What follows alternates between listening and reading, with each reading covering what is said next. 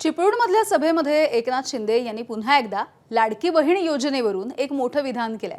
लाडकी बहीण योजना ही माझी सगळ्यात लाडकी योजना आहे असे एकनाथ शिंदे म्हणाले। त्यामुळे लाडकी बहीण योजनेवरून महायुतीमध्ये पुन्हा एकदा श्रेयवाद पेटण्याची शक्यता आहे। तर चिपळूणमध्ये पुन्हा भगव्याचं राज्य आणायचं असल्याचं देखील शिंदेंनी म्हटलं।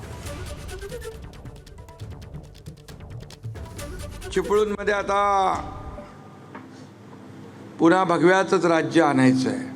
या महाराष्ट्राच्या कानाकोपऱ्यामध्ये जिथं जिथं आम्ही फिरलो त्या त्या भागामध्ये शिवसेना आणि धनुष्यबाण पोचला।